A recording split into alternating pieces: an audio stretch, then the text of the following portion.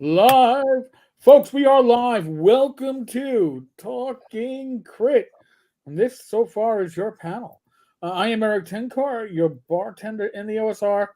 Our special guest tonight, none other than Jeff Talanian, Mr. Hyperborea.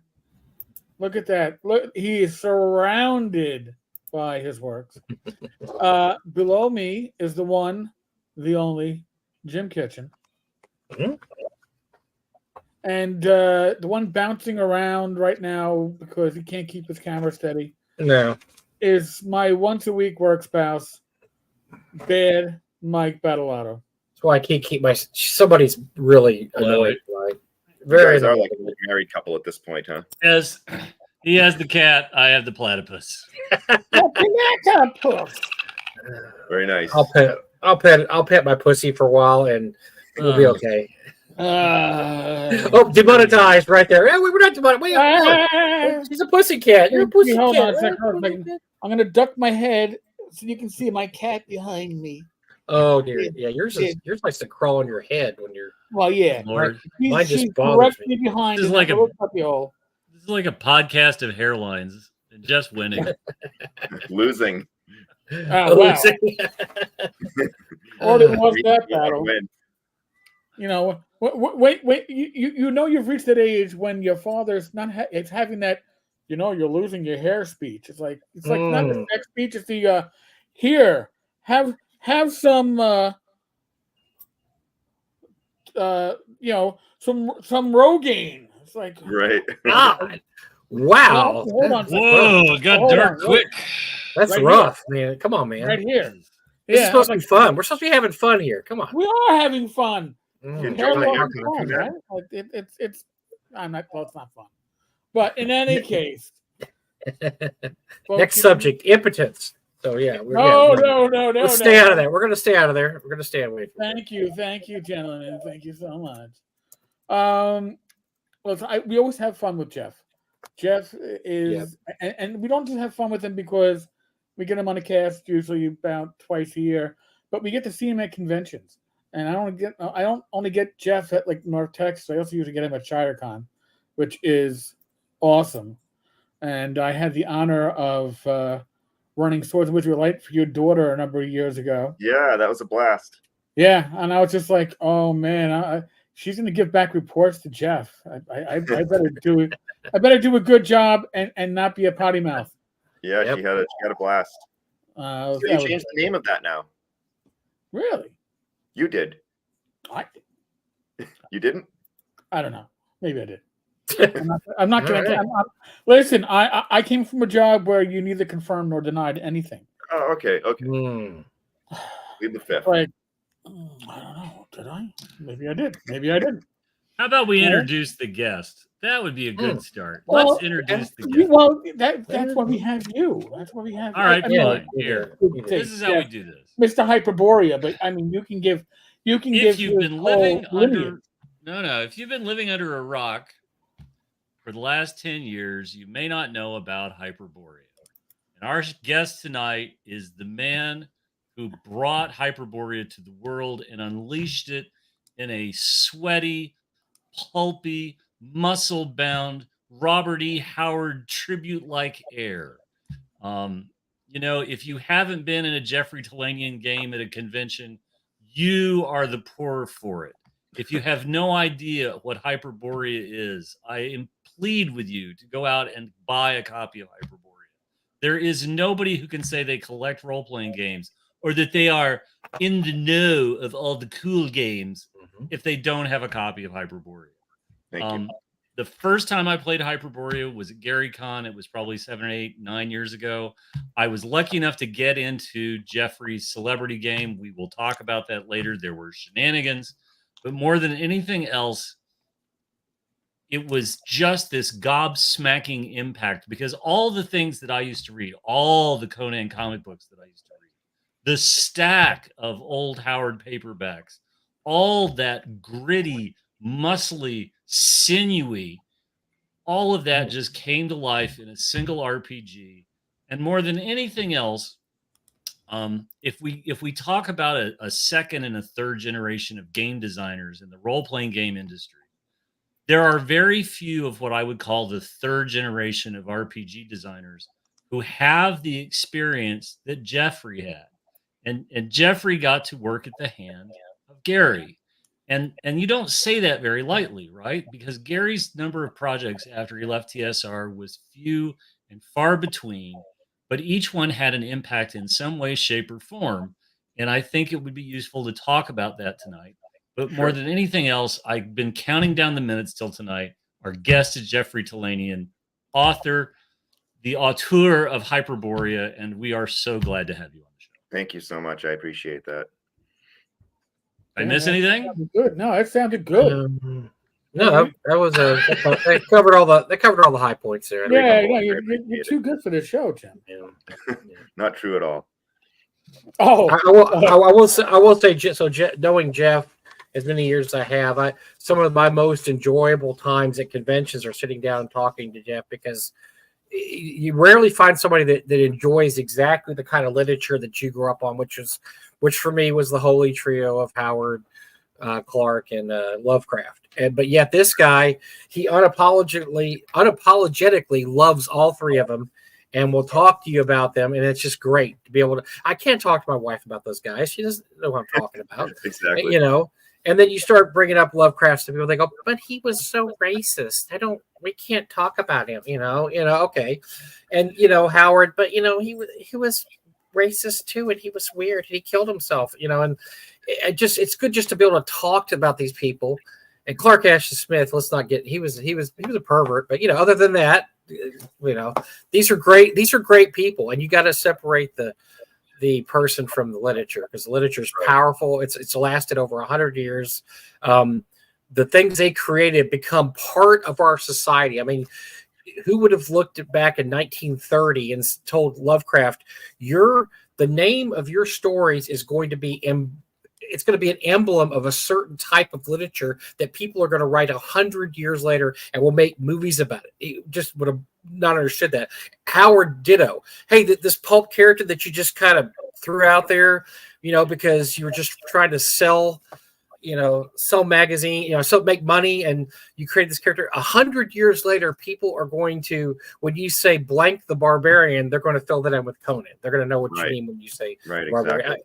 So it's amazing when these people, like I said, it's cool to talk to Jeff about them, because as Jim said, Jeff has taken the essence of these three great writers, and more too, and others also, and just stilled a game out of it, a really, really great role-playing game. So. Yeah, thank you.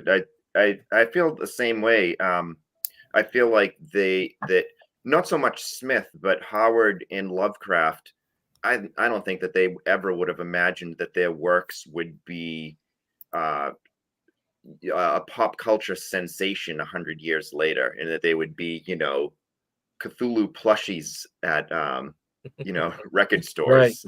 Right. The abominable eldritch horrors that have been unleashed, with Cthulhu being in open. Oh God! Like, that's why we have Cthulhu toilet paper. Indeed. Oh, that sounds rough. Sorry. So Jeff, what's up with Hyperborea? What's the big news of Hyperborea we should celebrate and discuss tonight? Well, the big news right now is coming off the delivery of our 3rd edition books that we did last year, which were our most successful project to date. We had been working on a trio of new adventure modules. One of them is called The Oblation Slab of the Hepatomancer. Okay. Hepatomancer is a type of dark necromancy in which an animal or even a human sacrifice is killed and their entrails are ripped out, and you look at their you look at the organs and entrails, and you divine the future. Something like that. So it's this type of necromancy. So the Oblation Slab of the Hepatomancer is written by my dear friend Joe Mack, who has been a good friend of mine since the very beginning of Hyperborea, and he actually was a contributor to to the rules in the earliest days of it, going back to about 2010 or so. Wow. The next adventure module is called The Vanishing Isles of the Summer King. Now, this one's a great one because it's written and illustrated by Jonathan Bingham. Jonathan worked on art for Hyperborea for many years now, and he's been doing a lot of writing on his own for his own sort of home projects. And he pitched me the idea of writing one for Hyperborea, and I really love this one. He has a wild, rollicking adventure here that goes to other planets, and it has this sort of Michael Moorcock and Jack Kirby influence in it, in these weird alien beings from Poseidonos, which is essentially Neptune in the Hyperborea cosmology. And it's a great adventure, and it's so cool to have an adventure. Now, Val Simex did the cover art for it, and that's Daisy Bingham's, who's Jonathan's wife, did the color work on that cover. Wow. But then on the interior, John did all the writing and the art. So you have sort of that unique sort of take on Hyperborea, where you get this one guy's vision of the story and the artwork. So that's really cool. And then the next adventure is called The Thousand Eyes of Thaumagoria. That one is written by Ben Ball. Now, Ben has been writing or editing stuff for Hyperborea for several years now. He wrote a very popular module for us called Beneath the Comet. Ben is a great writer. He is he does a lot of like free stuff, like free download stuff for Hyperborea, like resources, documents. One of them is called The Waifs of the Boreas, and it allows people to generate non-player characters or even player characters on the fly. And so like, you know, class and race and attributes and all that kind of stuff. Anyways, Ben is a great writer. This adventure deals with orcs. There's a lot of orcs in this adventure, and because it takes place in a hostile region of Hyperborea known as the Scarab Coast. And the premise behind it is there is a man, a warrior, who's built a keep that is near the Scarab Coast, just off the coast, because he has a very valuable mine that he's mining this resource there.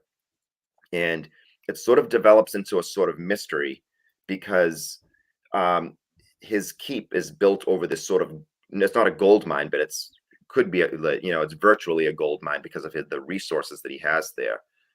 And the mystery behind it is how come the local orcs are not attacking this keep? What is preventing them from doing so? They're right in his backyard. There are literally legions of them, armies of orcs around this region of Hyperborea. And so the player characters sort of go on this adventure to find a missing ranger that this warlord had sent out to scout the orc region. And sort of, as these adventures go, one thing leads to another.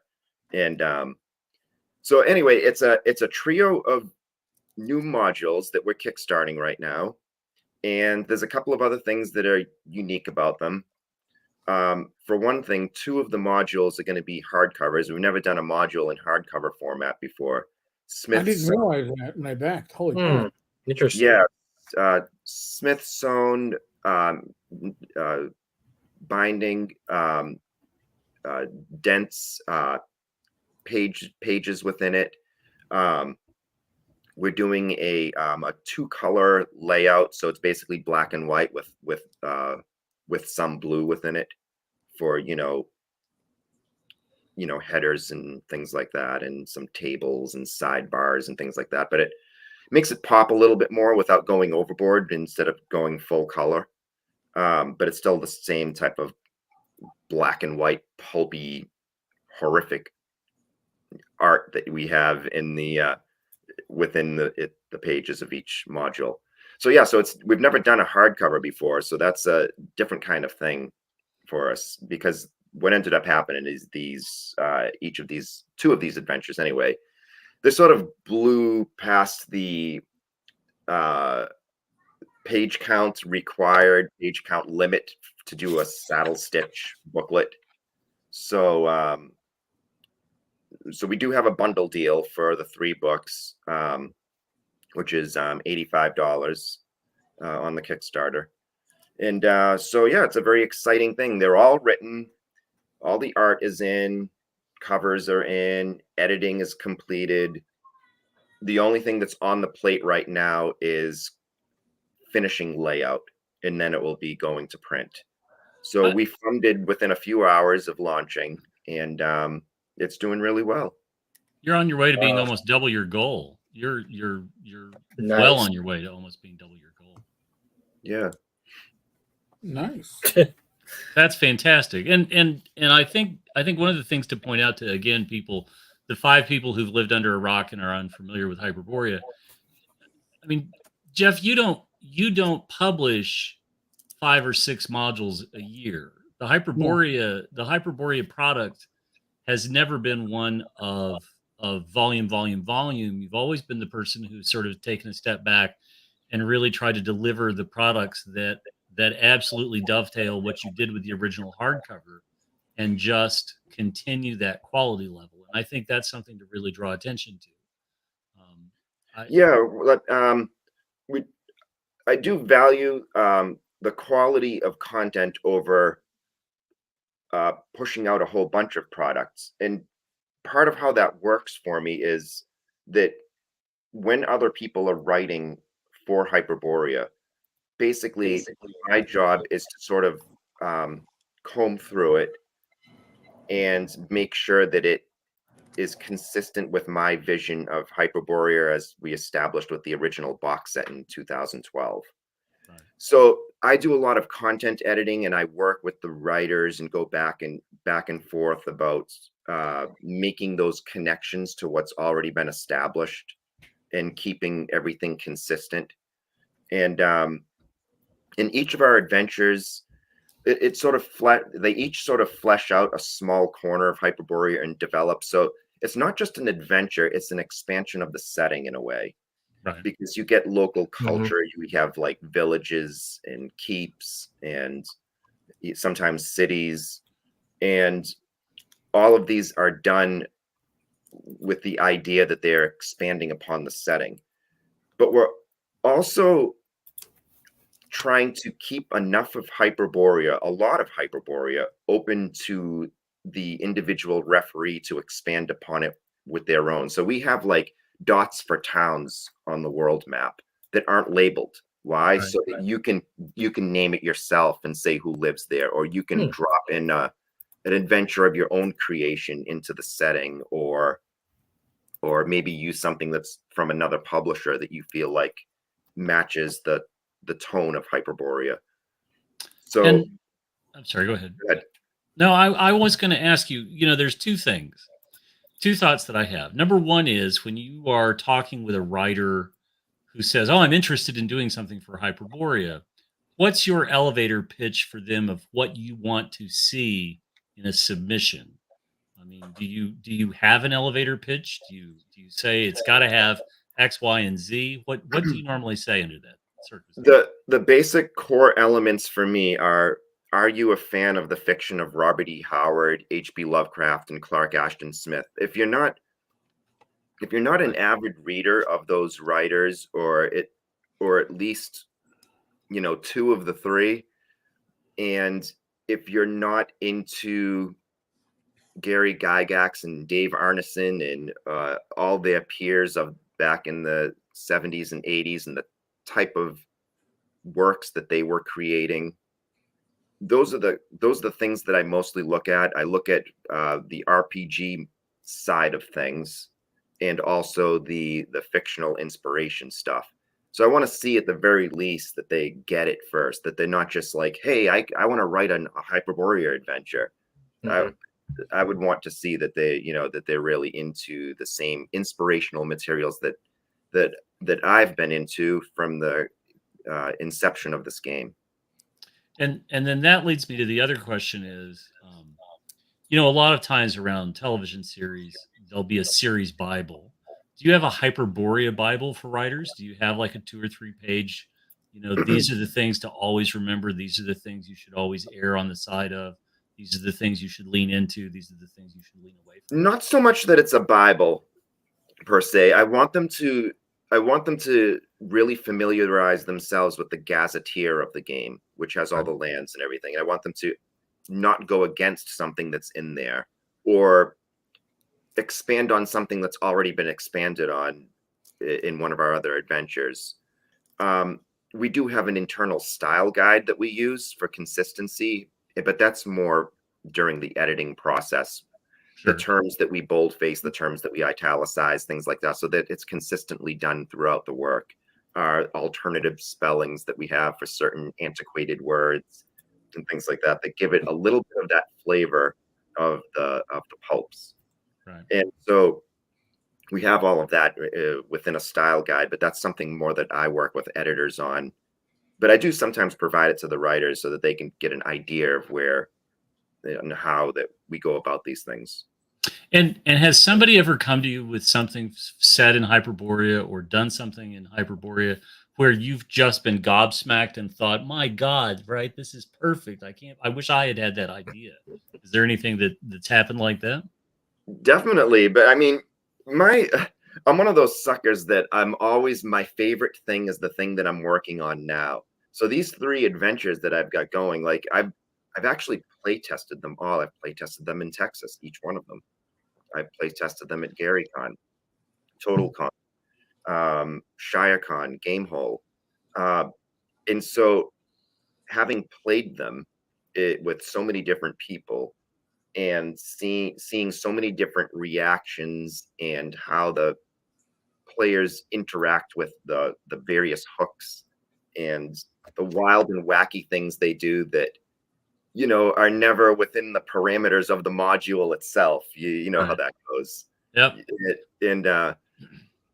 It's so for me when I'm running that kind of stuff and I see people enjoying it so much, I do get that feeling like, wow, this is so great. I wish that I wrote it, but I'm, right.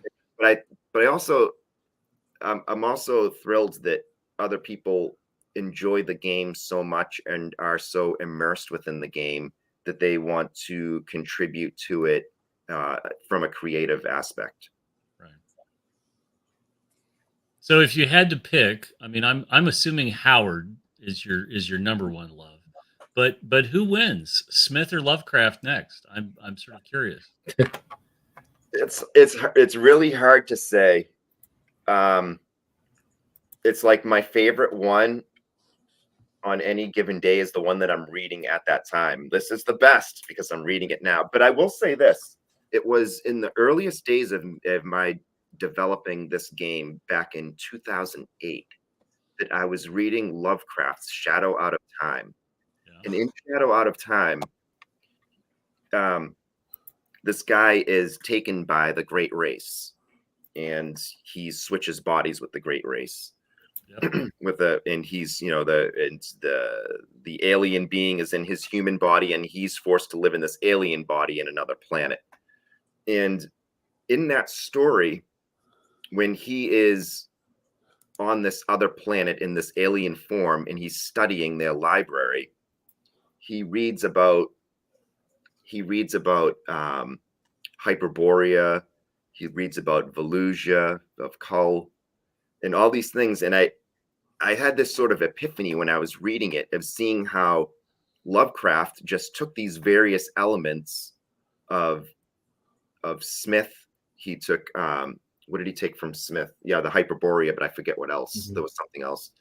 But anyway, he took the whole mythology, he put it together, or the different worlds of the big 3 authors of the Weird Tales. And it was like, wow, that's the game that I want to write, is that blending the worlds of these great 3 authors.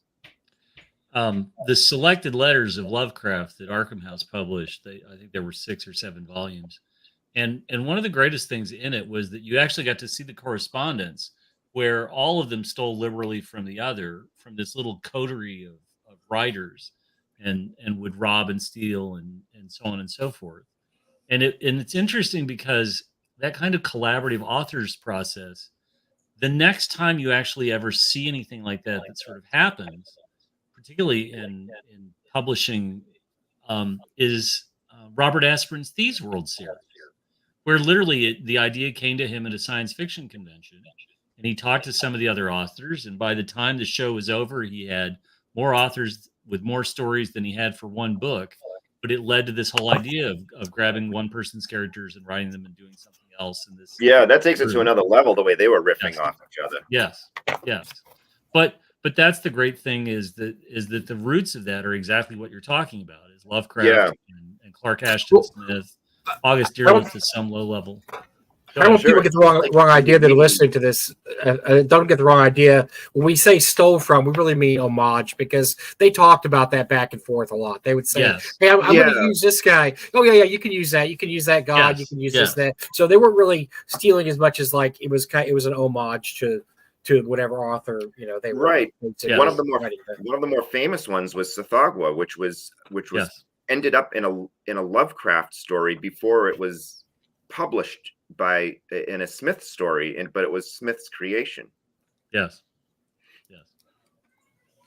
So Jeffrey, have you ever seen the Black Book of Clark Ashton Smith?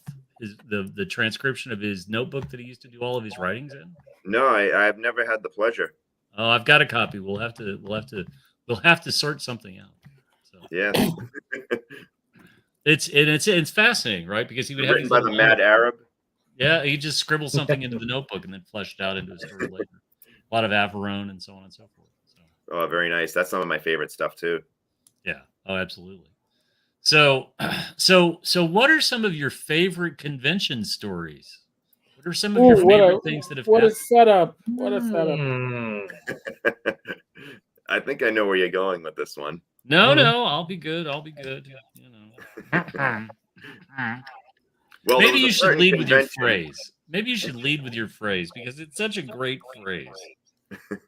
Well, very well then. It is the rash and the foolhardy always receive their just desserts. So when this came into play was at a Gary Con about 5 or 6 years ago, in which Mr. Jim Kitchen was one of the players, as well as another, about 7 or 8 other players in that game. And so in the adventure, the intrepid party of seekers were going across this sort of frozen plain. Okay.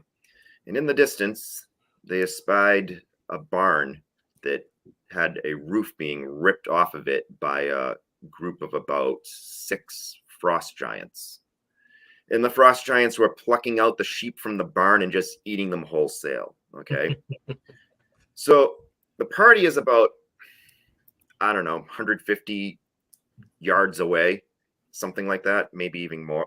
Or on top of a hill overlooking this scene. Yeah, kind of at a wood line on a hill, looking at it in the distance, because that was the hill gave way to a plain where the barn was. So one of the players says, well, I'm going to go kill them all. And so the other players just kind of shrugged. Jim, yourself, and everyone else said, not going, not playing. Nope. Right. And it isn't a discussion about, hey, should we? This player just says, I'm going to go attack all the frost giants. Who's going with me? And the rest of the party looks at each other and goes, nah, not us. Right. Because it wasn't your goal. It wasn't even the adventure. It wasn't even it was just one of those side things that you run into on the way. It was this time was waster. Very early in the session. Yeah. And so he proceeds to have his fighter run down the hill across the plain. And I'm like, well, what are you going to do? And he said, I'm going to run up to the group of them and I'm going to take my sword and I'm going to cut all their legs off. I'm like, really? I'm like, well, you can attempt to. So he runs up to them. They are not surprised. We did a surprise check. They all turn around. They look at him. they win initiative, and they proceed to pummel him to pulp in one round. There was not a bone in his body that was not shattered. He was So a it was meat just one of puppet. those things. Yeah, it was hilarious. Now, was this And a veteran? Was this a veteran player, or was this a newbie? I mean, what was the reasoning here? What this level was a- were they? This was what a level were you guys? veteran player. This was But a veteran he's a player. disruptor. He's a I want to say disruptor. they were like 7th level characters around there. Well, listen, you've already told me what the Okay. issue is. The All person in question, if I'm correct, is a 5e gamer. 7th level, they're superheroes. They can do anything. They can True. kill anything. And they won't die. They're not going to die. Yeah, Won't you're not die. going There to are die. no Yeah, overtones yeah, in yeah. 5e That's to for this you. scenario. This was just blatant. There's always somebody in a con game. You always roll the dice, and you never know if you're going to get the guy in the con game that doesn't care, that just wants to blow up the game because ha ha ha, I blew up the game. Right. And this is one of those rare instances where the person who does that gets exactly what they have coming to them. And so the rest of the party watches this play out, and Jeffrey's Frost Giants mercilessly slaughter him. And then they move on. And the rest of the party comes down. And of course, this person at the table is like, okay, well, who's going to resurrect me? And everybody's like, we can't. You're dead. And Right. of course, in the greatest and most storied of traditions, one of the players says, I loot his body. And they, Right. and they immediately begin like, okay, I'm going to take his shield. You can have his sword, right? Well, like rinse the stains off or whatever. And then there's this moment of silence where the player realizes he's not coming back into the game. He's dead as a doornail. All of his loot and possessions have been distributed around the party, and we're moving on. And that brings And- us full circle to when Yes. I uttered the infamous phrase, "The rash and foolhardy always receive their just desserts." And the best is that Jeff delivers this in the most stoic fashion, and it is a pronouncement from all the gods of Hyperborea for all the fools in the room. And the best part is it was a celebrity game, so there's even spectators to this madness. And as everybody else starts laughing, he then sits there. I kid you not, he sits there for the rest of the game in stone silence, sulking. And it was glorious. Now, this brings us to what I have begged for. For years, I have begged Jeffrey to make a T-shirt with this on the front, with just that saying on the front, and Hyperborea on the back, because really, it sums up the entire experience. I think I should do it. I think I Just should. saying. This time I'm going to do it. Uh-huh. It just And blows you just- away because I don't know what this guy thought was going to happen. That's what. So I know who this is now. I just got a message from somebody. And you didn't know? I figured it out. Nah, I kind of knew, but this person was in one of my games, and very similar story to Jeff's, actually. Yes, and Except truthfully, that- I think Regale if us. you go to enough con games, this is called pulling an Edwin, because it's pulling an Edwin. This person was in one of my games. It was the COVID year, so 2020, I believe, 21, and ran through a dungeon of mine. And there was an area. I mean, I won't go into super detail, but there was a area that everybody avoided because it was obvious that nothing good was going to happen in this area. And sure enough, there was a cursed item in there. And every time you picked it up, it would deliver a curse. And I had this random thing of curses. This individual went in there and picked it up. He contracted lycanthropy. That was the first curse. And he's like, "Oh, this is pretty cool." So he keeps putting it back and picking it up. Keeps getting cursed. Of more and course more. he does. So then like I think his hair falls off, his skin turns blue. I mean, it wasn't like horrible curses. It was just like really stuff that would just inconvenience you, And then he lost, and like all his gold disappeared too. This is like within a space of like 2 minutes. He's picking. I'm just gonna keep doing it because I guess he thought something good might happen eventually, and everybody else in the party is, of course, egging him on because keep doing it, Ed. Just keep picking that thing up. Something's bound to happen. What's going to happen? And so, yeah, he got about 5 curses before he decided it was time to roll. So he's treating it like a wand of wonder or something. With no hair, blue skin, like he's now a werewolf, and he lost all his gold. I think like his sword disappeared. I mean, it was a disaster for him, but like I said, everybody in the truest tradition of, let's screw over our fellow gamer. They're like, yeah. And, something about, so he's rolling on a chart.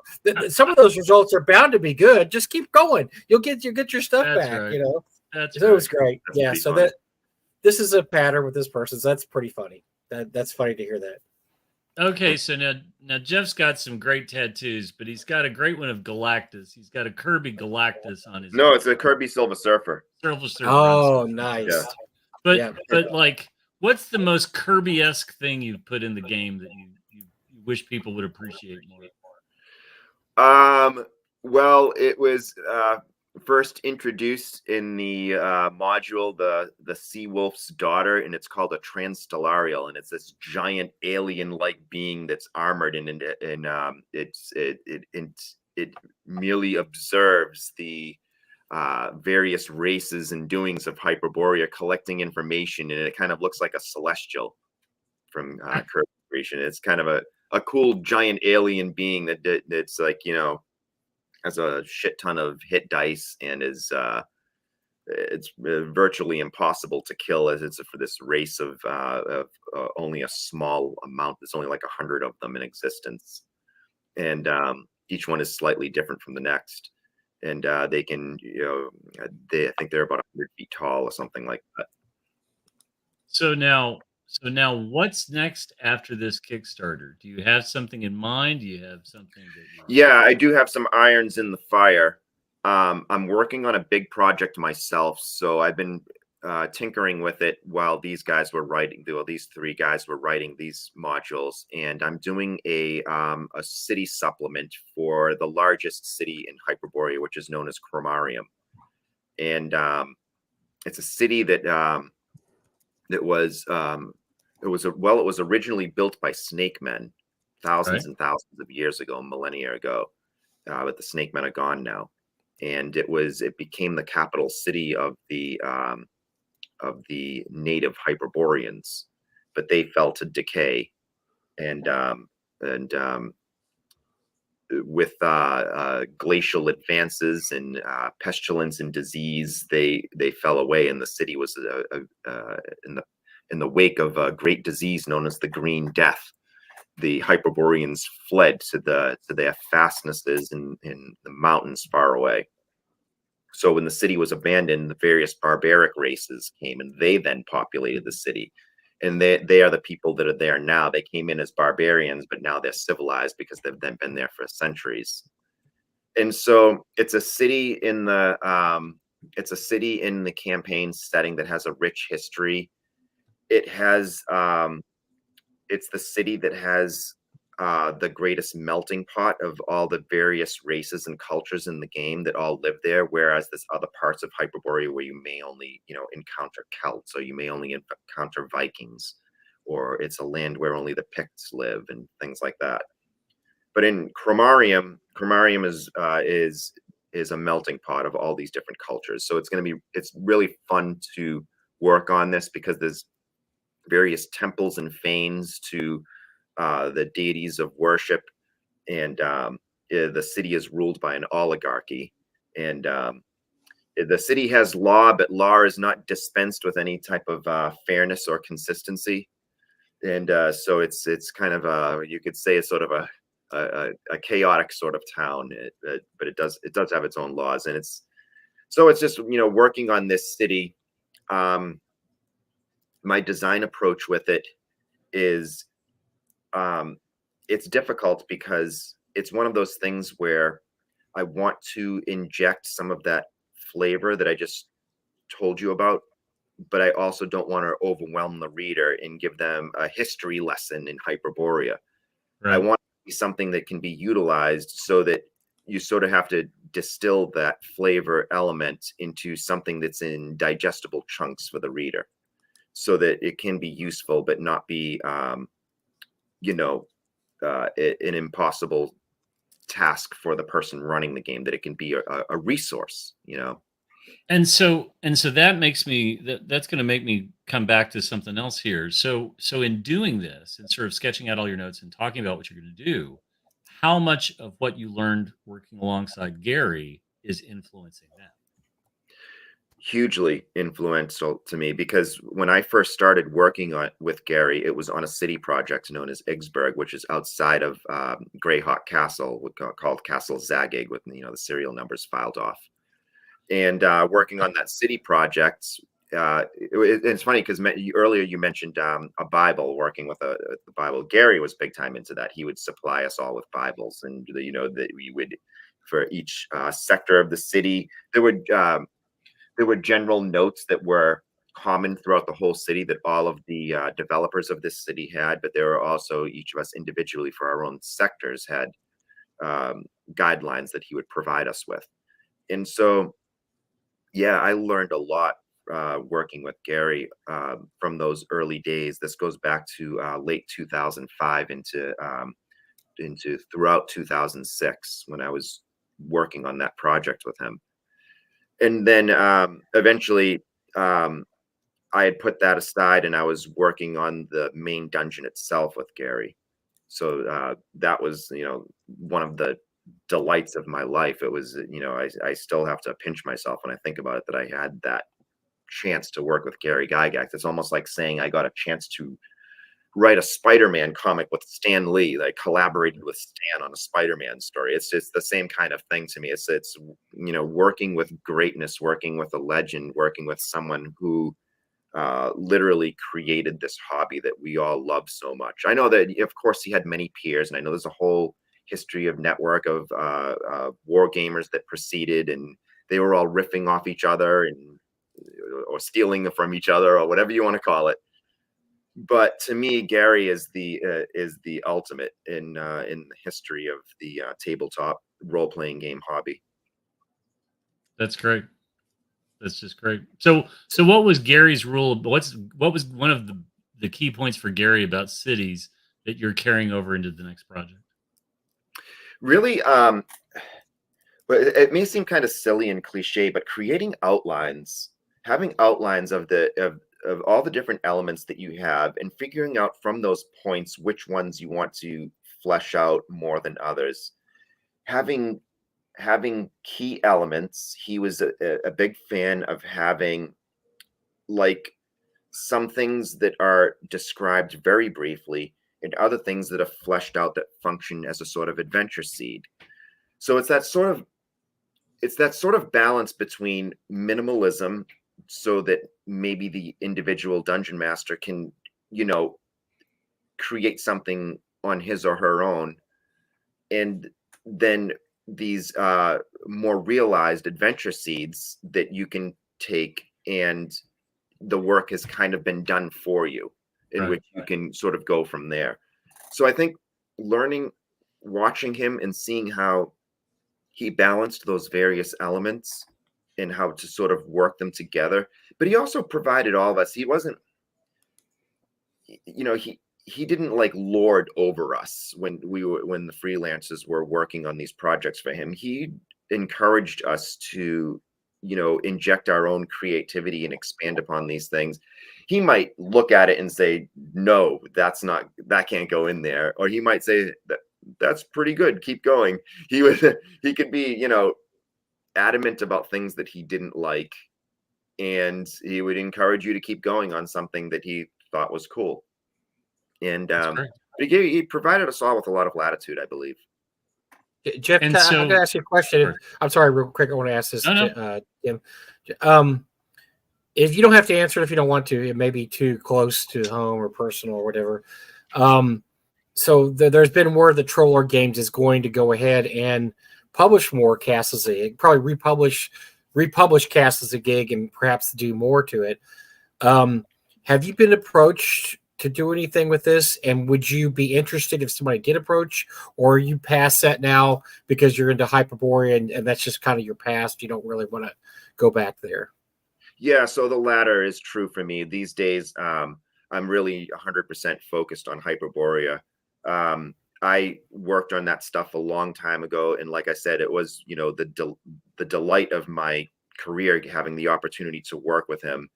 But these days, I'm really into what I'm doing. I'm in control of my own property, and I'm still having a blast creating this world, expanding this world, and working with artists and writers, and I just don't see myself going back to that. Yes, I've had conversations with those guys about this stuff, and they know that I'm fully involved with my own small publishing company now and what I'm doing. So it's, you know, there's no You're there's no supportive. feeling. You're Yeah. supportive, but you're dedicated to your own family. I think that's Right. You So, know, there's that's only the way so to much think. stuff to go around. I mean, Yes. can't spread them thin. No, and You like a good New York bagel. You need a good big schmear, and without that big schmear, it just isn't. It isn't the same. I just knew you were so. That project was, like you said, it was your dream come true, and I didn't know if there was something. And I've talked to you over the years. We've talked about it, and I know you had some regrets about that the project didn't continue because you had more to say. There was more to be said. You know, even after Gary passed away. So I just didn't know if that was something that you were still, you know, in the back of your mind, like, yeah, someday, man, I've got some great ideas for Castles of Geek someday. Right. I do. I mean, I would be lying if I said that there were never any second thoughts about it. But, you know, it was, you know, you could look at it and say, like, you know, I have some feelings of unfinished business with it, right? Mm-hmm. But those are very small in comparison to how I feel about the stuff that I'm working on today. And that's a great answer. And, you know, that tells me, and I know what kind of person you are. You're awesome. And so that just says, you know, I assume that's probably what it was because, and I'm glad that, you know, Hyperborea is, I mean, that you're right. That's your main focus now. That's, you know, everything, you know, what we're 15 years ago is 15 years ago. Now you got something now that's great, you know, that everybody loves, gets rave reviews. Everybody that plays it wants to play it more. So, you know, that's probably a good decision. Just stick with what, you know, working for you right now. Yeah, Well, I don't want to abandon all the people that have really hitched their wagon to the Hyperborea train, you know, and it's I don't want to just walk away from it because I would not be able to manage both at the same time. well, and I think also too, you've grown so much since those days working alongside Gary on the old project, and it was Gary's project that you were working on. It wasn't your Right. own, and ownership's important. You know, we talk about a lot of times we talk about games and art and so on and so forth, and it's very easy to passively consume somebody's artistic efforts, right? We've all played hundreds of hours of whatever, you know, Elder Scrolls or Fallout or whatever you want to call it. But that's passive consumption, right? You aren't actually out there. You aren't actually creating something. Mm-hmm. And when you are actually creating something, when you're putting your time and your effort into your craft, whatever it may be, that's something very, very important, and you should not disrupt that process, right? You should Yeah, set it I feel aside. that's kind of how I feel. That's pretty much a great way to put it. I think, Jim. You know, pretty much how I feel. Right. And more than anything else, you're so far into Hyperborea, and yet at no level have you ever let your quality slip. And I think that's a lot of times what I see in small RPG publishers, and I don't mean small, I just mean somebody that's not WotC, that's not Paizo. You know, when you have a you know, it's not a 150 man shop, it's a 5 to 10 man shop. A lot of times you see a really great project that comes out of the gate and it swings and it's a hit, but all this tremendous effort, it's like watching a band's first album come out, right? They've got all this great material and all the great material goes into the first record, and then the second, you know, the sophomore junior releases are absolute struggles. You know, Right. Boston managed to land a second album that was amazing. but for every Boston, there's look at Night Ranger, right? Or Oh, I know, Ooh. right? But I think again, that's one of the things I can remember when I first looked at Hyperborea. I was like, well, there should be more. There is not. This is all you need. We will have more at some point, but Right. let's start here. And I think what's odd for people is they're like, well, I have an empty shelf and I'd like to collect more Hyperborea. And you're like, and I hear you. And we will gradually fill that shelf at our own pace, and our pace may not be your pace, but our pace delivers what we want. And I think that's perfectly fine. Well, yeah, and you don't want to dilute. You don't want to dilute greatness either. I mean, that's sometimes you have a product, and then there's so many releases for it that at that point you start diluting the. I mean, look. I think I love D&D. I love Ed Greenwood. I love Forgotten Realms. But once the Splat book started, 2E was, that was not good. And so, which sucks because we still play 2E in my group, but we don't use Splat books.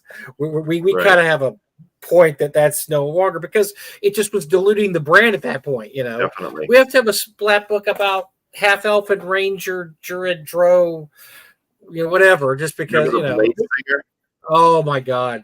Yeah, ask. But if you want to hear a great story, ask Steve Winter about that because that happened under his watch, and he has a great story about the Blade Singer. Was it Blade Singer or Blade Singer? They had like 4 attacks per round. You could cast a spell at the same time. Jeff, you experienced the nightmare of a Blade Singer then? Okay. I one of my players brought it to the table. I had to ban it. So we learned. So Zach and I questioned him once about that. We learned that. It turned out the Splat books were not play tested. Yes. No, really.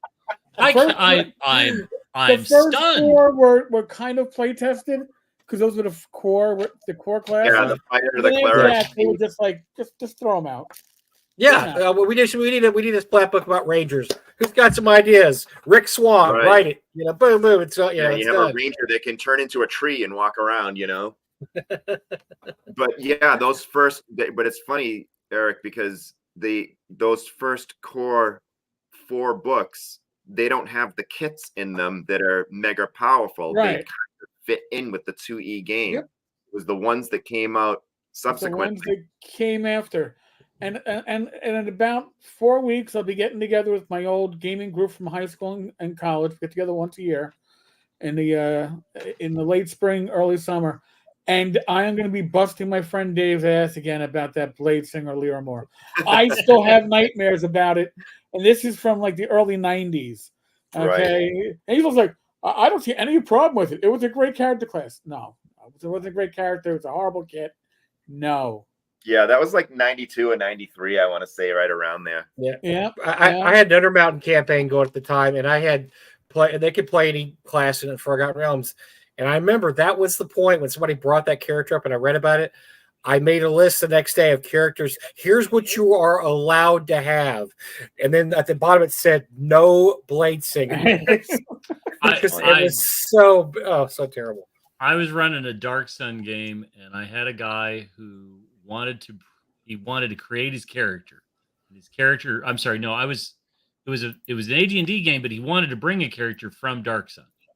And I was like, well, I need to see the character. He's a 36th level Hierophant Druid Thrycreen with all of his specializations. How does that walk into a bar? In throwing stars. So that there was always this sphere of throwing stars circling around him doing X amount of damage. And I mean, I just read the character sheet and I was like, no. He's like, well, why not? Because it's my game and I said no. Right. And so that's my go-to for the most min-max thing I've ever heard of. You 36th level Hierophant Druid Thrycreen.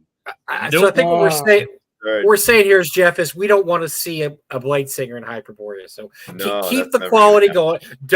Keep the quality there. Release whatever release schedule you want, because quality is better than quantity. Unless you're a big giant corporation and I'm a Viking bard.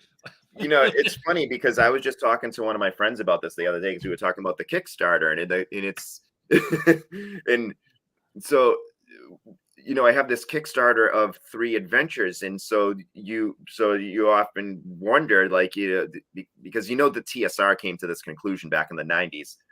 When you're selling adventures, how many people in the gaming group are buying that product? Is it 1/5, 1/6?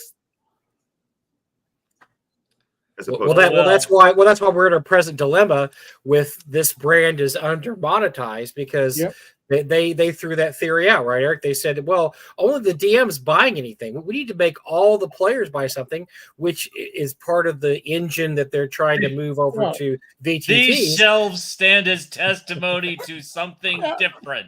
But you have physical product. Monty doesn't want physical product.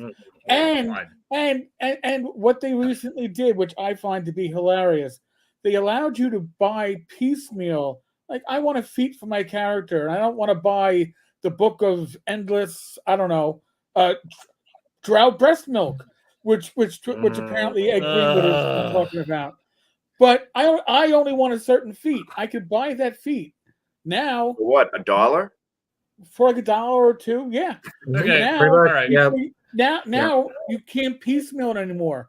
They didn't warn people either. It's like, oh no, you should have got it yesterday. You got to buy the whole book now for like $20 on D&D Beyond. Okay, so now wait, we had a great exercise several weeks ago where we talked about all the great products that should have come out for the 50th anniversary of D&D. Right. So what I'd like to do is I'd like to have a little round robin, and Jeff can listen to our ideas. But I think we should come up with some things that Jeff could sell. Now, my T-shirt idea is off limits. We're not talking about that. But I think we should come up with some things that Jeffrey could look to do. Now, my dad once gave me the greatest lesson, which is never suggest something that costs money, right? Ooh. But let's think about some things that Jeff could do with existing artwork or something else, but have something more to put on the table when he goes to cons, right? And I'll lead with what I think is a great idea because it's my idea. But the idea is, I think you should do, and this, I would save this for like the 20th anniversary of Hyperborea, but I would be desperate, willing to buy 2 of a blacklight Hyperborea poster. Ooh.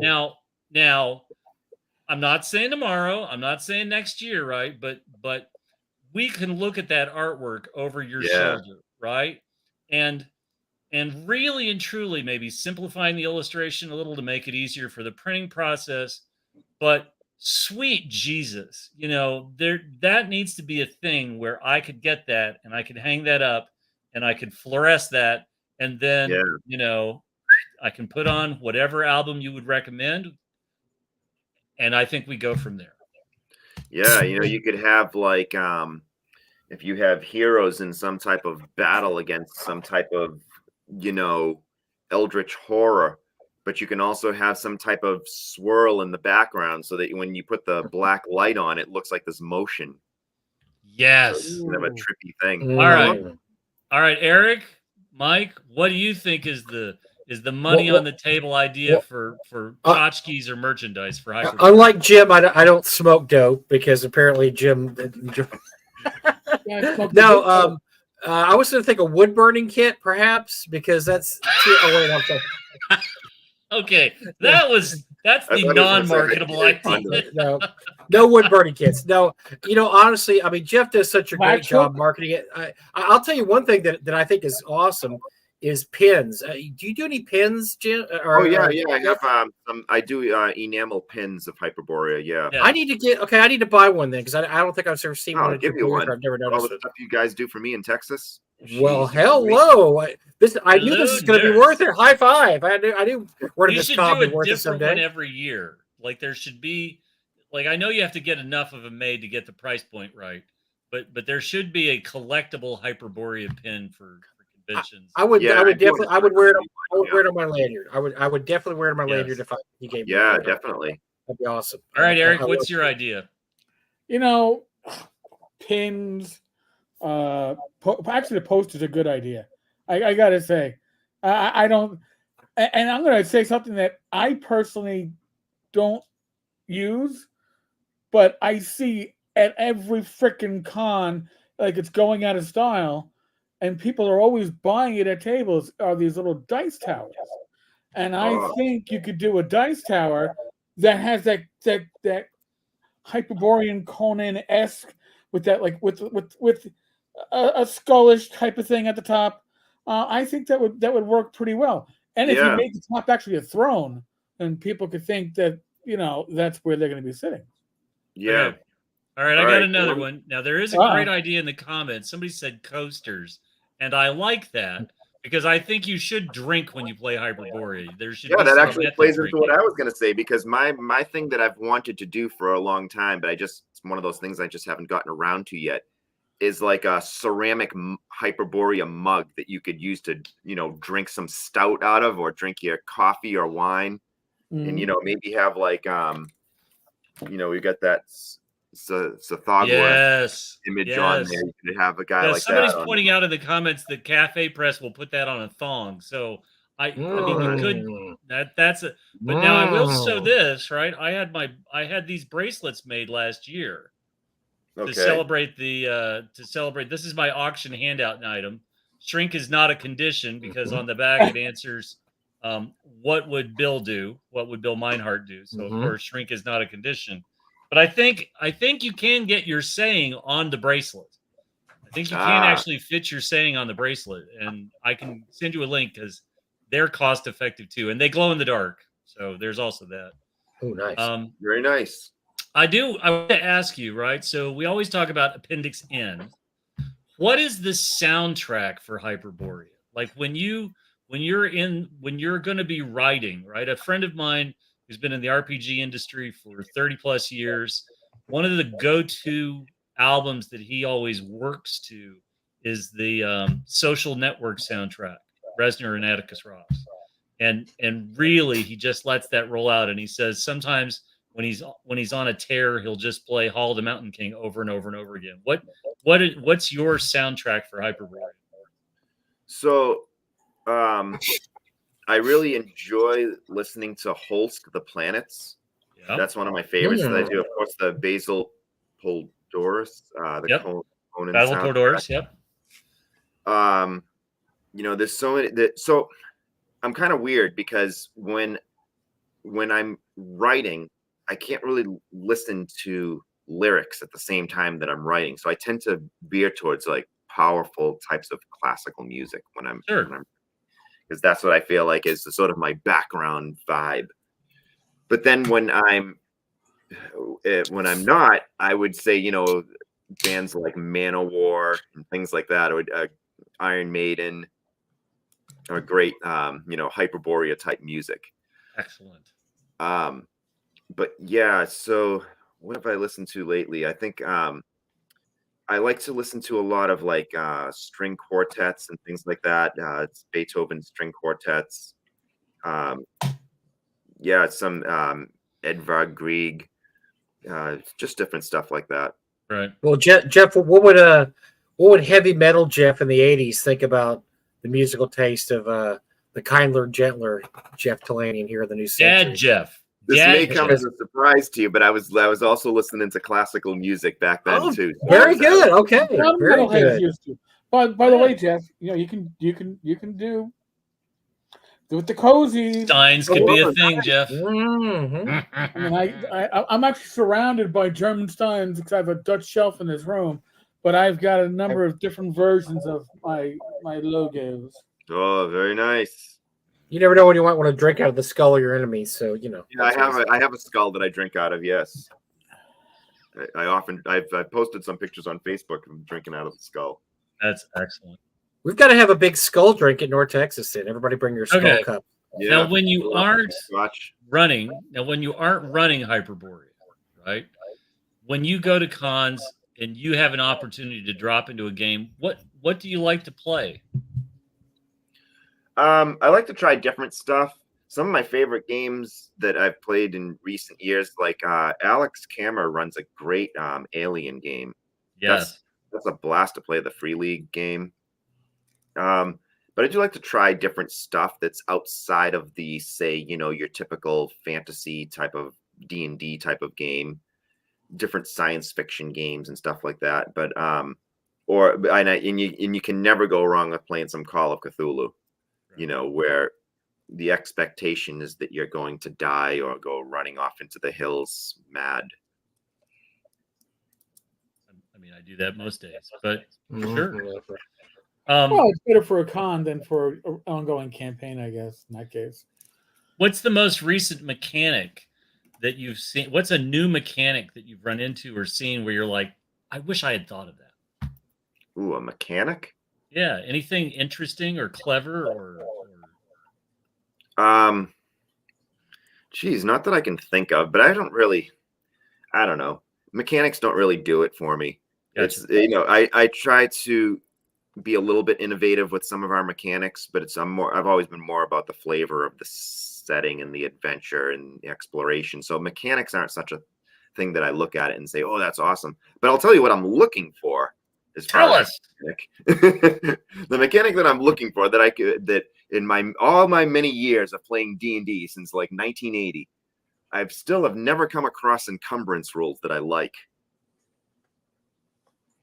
Yeah. Well, what about the Shadow Dark? But I know Kelsey borrowed it from other sources. What about instead of the encumbrance, they kind of do the video game where you just get 12 slots, and that way it's kind of puts a limit on it. You can't just carry everything, and you have to think about what you want in those 12 slots, but you don't have to sit there and do all the minutia. How much? Just 6 torches, and I want this and that. I kind of like that. We kind of hand wave a lot of encumbrance in my campaign world. I'm very famous as a DM for giving the group a bag of holding, like your third adventure, so we don't have to even worry about it anymore. Oh look, bad. Oh look, bad Mike. Oh wow, it's a bag of holding. Gee, I never thought I'd see that, Mike. One of your And so then they throw all their stuff in the bag of the holding. Yeah, so I don't have to worry about it. So what do you think about that? Just having slots, just have a 12 slots. Then I think I'm willing to hand wave things to a certain degree, but then I think I suffer too much from wanting, I guess, a little bit of realism, because there's a pretty big damn difference between a ball of twine and a tent, right? So they eat big That's the next T-shirt. That's the next T-shirt. There's a pretty big difference between a ball of twine and a tent. Yeah, I don't think I've ever uttered those words until now. I got to write this one down. That's the new Talanian quote of the day. Hold on. So somebody here's asked if you've ever looked at 5 Torches Deep, which, by the way, Shadow Dark. That's where I think had the first time I ever saw just write down the. I believe that has the encumbrance rules like that, and then Kelsey also has that in Shadow Dark. Is that referring to the torch rule in which it's burning in real time in the game, like 1-to-1 time? Yeah, 5 Torches Deep is an OSR style game that came out actually before Shadow Dark, and Kelsey not borrowed, but I think a lot of her sensibilities. There's been a lot of comparisons between 5 Torches Deep and Shadow Dark, but it's just a simplistic OSR type game. So I guess by your answer, you've not seen it or read it. So no, it's interesting. And Shadow Dark's interesting too. I think Kelsey packed a lot of really interesting ideas in there. Yeah, I like the vibe of it. 5 Torches Deep sounds like it's an NC-17 RPG game. Yeah, it's really cool. Dirty-minded freak. Come on, man. I'm sorry, but part of what I don't have a copy. Night, I got 5 Torches Deep. Boom. I believe I'm trying to remember if I have a copy on PDF because I know I've read it. I'm not finding it, so maybe not. Yeah, I remember when it came out. I remember having it, but I don't even know. I'd have to look. So, well, let's segue into that. That's an interesting question there. So, Jeff, right now we're kind of going through this whole OSR thing where there's so many OSR rule sets out there. Right. And so, and Zach, or I'm sorry, Eric and I asked this question a lot. Is at some point, is there too many OSR sets? Does there need to be any more OSR sets, or should we just say, I think we've pretty much covered everybody's house rules we can possibly cover? What's your opinion on that? Do you think that there's room for as many as that can possibly be created? Should we put a limit on it? Well, to answer your question, I don't think that there should ever be a limit on anything. You know, it's, if someone wants to express themselves and they want to publish it, then and if their 5 friends want to play it with them, then that's a success, right? If they're having fun doing it, and that's fine. But as far as it being something that is, you know, a huge marketed thing that is accepted by the, you know, old school population, that's a tough hill to climb right now because of what you said, because it's like, it feels like the saturation point, right? Where you just don't, you know, you don't need another game with elves and half elves and dwarves and gnomes, and it just feels like it's being rehashed over and over, and the horse has been beaten into the ground by frost giants. right. Ooh. True. Ooh. And I think and let me segue. I mean, I'm going to turn that back around, right? Because we have to recognize that RPGs are oftentimes more than anything else a collection of tropes. And it's not necessarily the tropes, it's actually how you craft that and meld that together. And so I think one of the things that you said earlier, Jeff, that really speaks to that is you were just talking about the various races that are in Hyperborea, right? The various collective groups of humans, right? There's Atlanteans, there's Vikings, there's whatever. But you can come into the game with whatever your preconceptions are of, you know, Vikings or whatever. But hats off to you. The real credit you richly deserve is that you've managed to create a setting where it works. You know, when we were all kids, there was a show that lasted for a season on NBC called Fantastic Voyage, and the island had various zones, and so, you know, each week gave them a reason to use a new set on the Universal backlot. Right. And there were Atlanteans, and then then they were in the Middle Ages, and blah blah blah blah blah blah blah. And I always think about that whenever I talk about Hyperborea. I always think about that TV show, because you literally had the possibility of wandering into fantastic, technologically advanced tower stuffed to the gills with robots and so on and so forth, and then over the mountain range, you know, you too could be a gong farmer, and by the way, that's your pile of dung. Go sort it out. And that's the great thing about Hyperborea, is that at no point when you are trying to suspend your disbelief are you in an area of absolute madness, right? Like it just gels and comes together. And I think that's one of your great, Right. That's It one of your can great be credits. like that, but there can also be verisimilitude at the same time. You know, Yes. bees make honey, and you know, and dolphins swim and things like that. But you can have these outlandish types of things within the framework of a game, but you can still have stuff that's realistic at the same time. Yes. You have that sort of And blend. realistic is a word where, I mean, I think the number crunching people who want to have some sort of 128 pages worth of authenticity of right, it just has to pass the initial test. It just has to pass the initial gut check. And once you're past that, you're on board. You're not having to. Yeah, not I mean, really we all had that age when we were like, I don't know, 13, 14 years old, when we're playing some of the older D&D stuff, when you started to question, like, all right, how is this thing living in this dungeon cavern, and then this other thing is right next door, and they're not killing each other? There was kind of like a moment where we all started to show our skepticism. There was a meme making the rounds among my friends about a week and a half, 2 weeks ago, which is a picture of it's a still frame from Conan the Barbarian, where he's got the Atlantean sword extended out in front of him, and it says something like "me" every time I find that really great stick in the woods. And I laughed so hard when I saw that, because I can tell you, the day that I came home from school in 5th grade, I had been reading the Norman of Torn, the Edgar Rice Burroughs Norman of Torn, And one of my neighbors had pulled a TV antenna off of their roof, an old, nasty looking TV antenna. But there was a rubber piece that was perfectly sized for my hand that led with like 2.5 feet of aluminum rod. And I mean, I picked it up that day on my way home from school, and my God, it was Excalibur, and I was the king of the Yep. universe. And really, I just about wore that thing out for the next couple of weeks.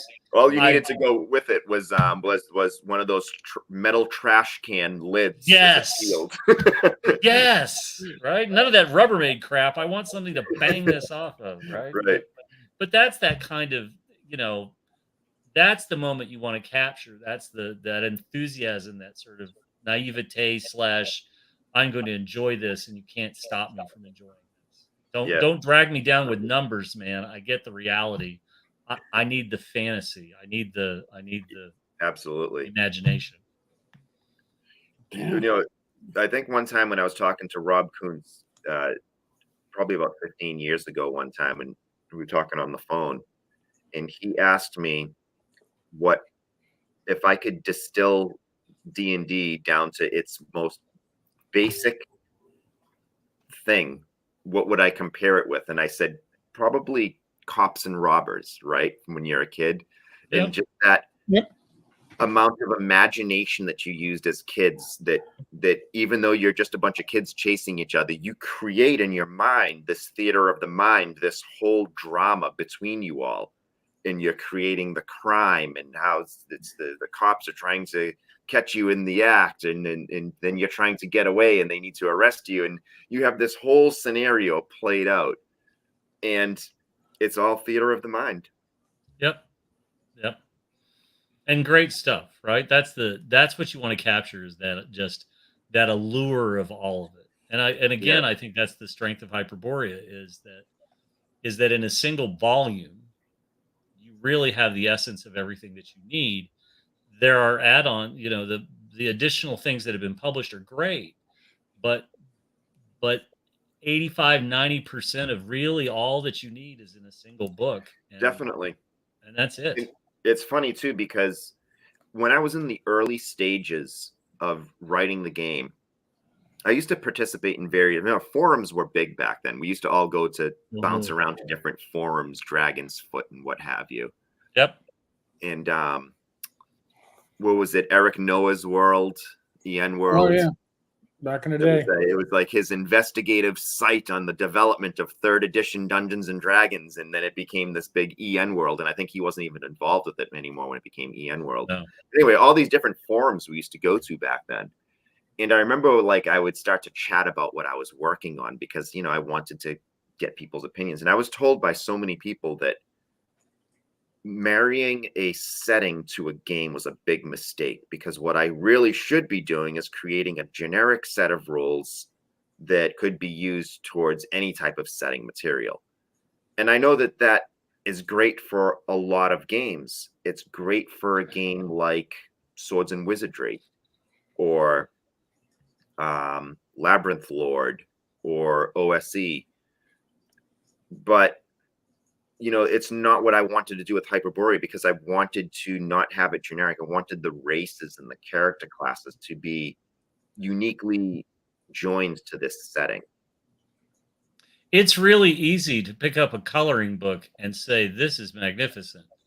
It's much harder to take a coloring book and actually turn it into a piece of art and show it to people and say, behold what it is that I have crafted and I created, because I wasn't so lazy as to just, do black and white and call it done. I don't mean to sound really harsh in that, but truthfully, like I've got the old school essentials on the shelf, and they're great. It's a great idea and it's well executed, but I want something that's evocative, right? More than anything else, what we all know is a tremendous amount of RPG products get read and never played. And so I go into purchasing every RPG product. I go into it like I'm purchasing something like a book from a small publisher like Arkham House or Subterranean or any one of the other ones. and I go into it that way because that way I've not disappointed myself. I'm like, I'm going to read this. Now, if I do something with it later, that's a bonus. But more than anything else, what I want to do is I want to see what this person has created. I want to see how they flesh this out. I want to see how they've done something. And so I don't find page after page after page of tables and stats. This isn't hot sex on toast for me. This isn't hotter than hot thing next to the sun, right? This is a throwback because yes, Gary was, Gary was a not an analyst. What was he? He was a Actuary. an actuary. You know why God created actuaries, don't you? Because there needed to be somebody for CPAs to make fun of. and so yes, these tables are a great throwback to Gary's history as an actuary, but more than anything else, I want to pick something up, and by the time I'm done reading it, I want to have within me that spark to go play this at a con. I want to know more. Yeah. I should have a great sense of the world you're building by the time I've closed the last page on the book. Sure, but And I if can put that around on you too and say that a game like, say, an OSE or a Swords and Wizardry, I think also has a very strong place in the gaming community because there are a lot of people out there that have their own homebrew setting and they Yes. don't need anything else but a basic form of rules that they can tag onto their map that they drew with colored pencils and all the political intrigue that they have in their world, in the deities that they made up, and all that jazz. And I think that there's a place for a what you could say is a vanilla set of rules for those people who have that itch to create their own shit, Right. Well, and look at Steve Jackson, right? So GURPS. The GURPS rule book is not what has managed to keep Steve Jackson open and publishing. It's all the different books that are, I get interested in that. Oh, I can use this with GURPS. Or, or the licensed properties, right? They did David Gerald's War Against the Tor. They did David Brenn's Startide Rising universe. They did all the Horse Clans book. Somewhere I have the Horse Clans book. They did Conan back in the day. I have the Conan. All of them, Adventures, Discworld with Terry Pratchett. Yes. Traveler. Yes. Believe it or not, Vampire and Werewolf. Oh yeah, that's right. I own those too. Jeez. And I think it's okay, but a universe. I mean, it's not the thing that you really, really, really, really want when you want to sit down. I mean, if you're horny for tables of stats, you're in the wrong hobby. Except there's a couple of guys that are like under the counter giving you what you need. What we want. What about Hackmaster?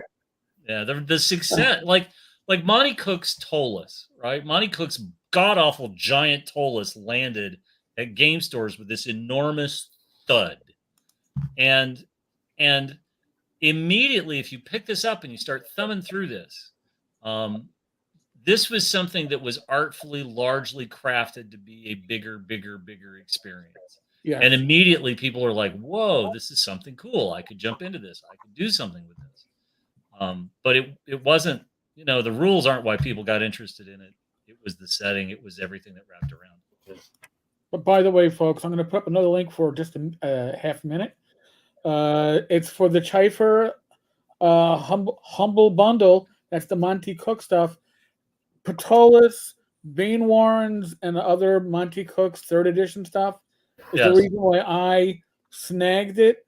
Even though I own these books, they are in storage at the moment, and seeing them again made me want to grab it. And honestly, for those that don't realize this, 3rd edition converts to OSR, just doing a mental calculation of crossing shit out. It is stuff that will work very well in your OSR game, and Patolis is unique and amazing. I gotta say, it was something that, yes, it was a first sunk book that I ever owned, and Just wanted to throw that up there. That's an affiliate link, by the way, folks. So I also want to thank Mr. Gunn for no matter how many times I've been on the show, he continues to call me Jeff in the comments. I really appreciate that. I love being called Jeff Kitchen. And I don't know if he's trying to like put my hair on Jeff or he's trying to put Jeff's clean shaven head on this train wreck. I'm not Jeff sure. With capital But letters, I just love that I'm Jeff capital. Kitchen tonight. Well, so I know when we started playing, we first started playing D&D. This is role playing games were a new thing. Nobody knew what they were doing. Nobody had a clue what they're doing.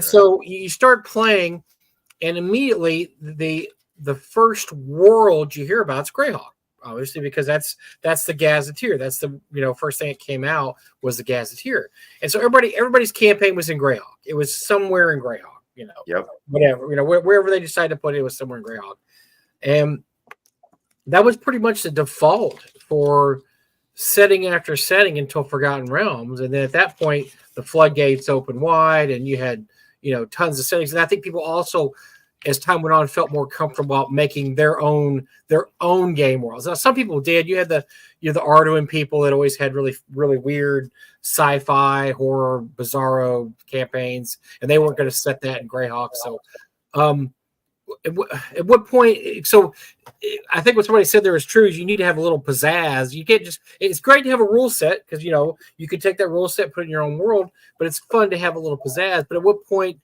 do we have too much pizzazz now? Because now there's a lot of places you can set your adventures. I mean, there's a lot of different worlds to set adventures in.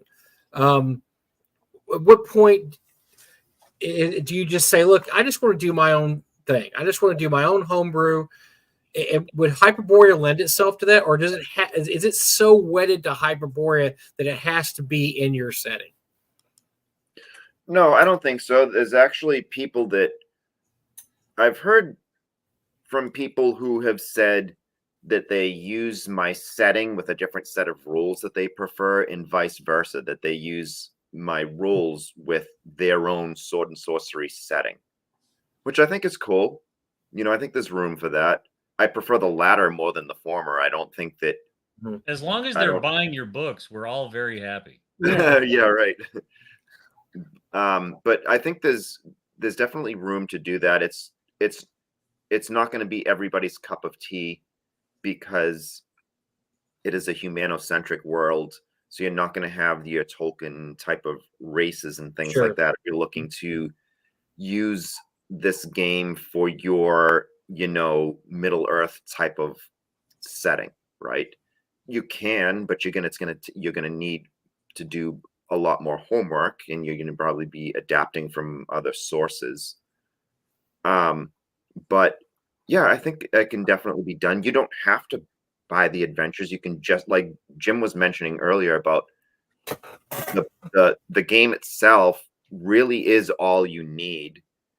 As much it's kind of stupid for me to say that when I'm in the middle of a Kickstarter for adventures for the game. No, but it's honest, true, right? Like that's the thing, is that this just adds more dimensions to the base game. The base game is still what it is. But here's the thing, too. You don't need the basic game to run the adventures. These adventures will run perfectly well with OSB, with Dragon Slayer, with Swords and Wizardry. You just, they are OSR adventures. So even if you're like, oh, I can't afford to Jeff's game looks good, I can't afford it right now. Listen, if you have a rule set that you're enjoying, run the adventures in it. We used to take adventures off the shelf and always find a way to take that round peg into the square hole of your campaign and make it fit. All right? Yeah. You don't need to usually work that hard anymore, as we used to have to do back then. So I think you shouldn't have it shouldn't be that bad. I remember taking the MERP stuff when I was a teenager and adapting it into my AD&D games. Yeah.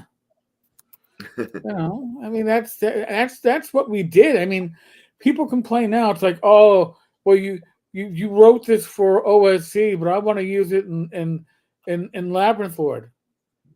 Same damn game. I mean, I never get that. I don't. It's any competent DM can transfer almost anything. About the only thing I could never convert that I tried was legendary. I'm sorry, Gary Gygax's Dangerous Journeys. Yeah, I couldn't do it. couldn't Dangerous either. Journeys. I tried to write Necropolis as, I just couldn't do it. I did my best, but that's about the only thing I could never convert fantasy wise. So I mean, with all that material out there, I mean, we have what 50 years of material now. Why do people even still write adventures anymore? Why are we writing adventures? Because we have 50 years of adventures to go with. I mean, is there anything new under the sun at this point? I think so. I think so. I think that you can have an equivalence to saying that with fiction or film or anything else. Are we done? It certainly feels that way for rock and roll, but that there's nothing new. That every rock and roll station is essentially a classic rock station at this point. That there's nothing new that's out there. Yeah, I don't know if that's done, but I feel as far as fiction and films and role-playing games and even comic books, but I haven't really liked much in comic books in recent years. Well, they're terrible now. Don't worry about it. They're awful. Comic books are bad art, bad story. You got listen. The only way you can buy comic books these days is if Bundle of Holding or Humble Bundle has a collection up, and you look at it and you go, "Oh, there's a Witcher collection up." All right, well, you know what? That's probably going to be better than Witcher Season 3. I'm going to pick up. That's what I picked it up yesterday. I'm gonna pick that up. I'll enjoy reading that because that stuff hasn't kind of you can figure out which ones have gone off the rails and which one haven't. Superheroes have gone off the rails with their Marvel or DC, but this Hellboy stuff up on Humble Bundle now too, which I'm gonna probably grab. Well, okay, so I'll be the argumentative curmudgeon. I think that it's a lot like genres in various flavors of fiction. In mysteries, there's always the locked room mystery. That doesn't mean that there aren't great locked room mystery stories to tell. It's just when you go into it, you recognize, okay, this is what this is, and I have a handful of suspects, and the best mystery writers are the ones where the clues are written into the novel as you go, and then you slowly piece and thread it together. We've all watched episodic television where we know who it is before the 20-minute commercial break on an hour of television. We know, you've watched enough of this stuff, you see it coming and so on and so forth, but that's not why we play role-playing games. We play role-playing games because they give us the stories like what we started off with, talking about Edwin versus the Frost Giants.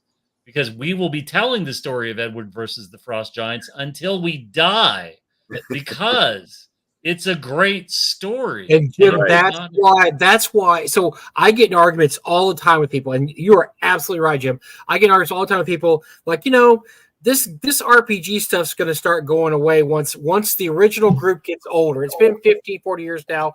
Once you guys all die out, it's all going to change. I said, have you gone to a convention lately and seen the young people there, the people who are experiencing this for the first time? But more than anything, every time you go to a convention and get in a convention game, you come away with one or two great stories.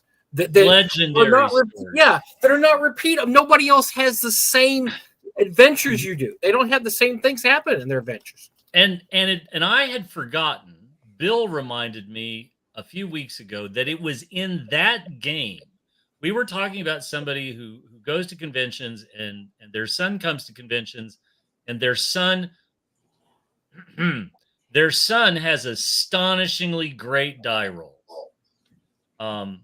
Nobody else gets to see these die rolls, but they call out the numbers and they statistically skew much better than they should.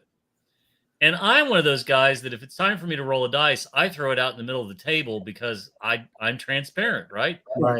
Right. And so I have terrible luck with dice. And we were talking about this person's kid, and he says, you never see his dice rolls, but amazingly, they always hit, blah, blah, blah, blah, blah. And I said, well, my luck is atrociously bad. And he goes, no, I remember when you rolled 2 nat 20s back to back. And I said, what? And he goes, yes. And it was in that game.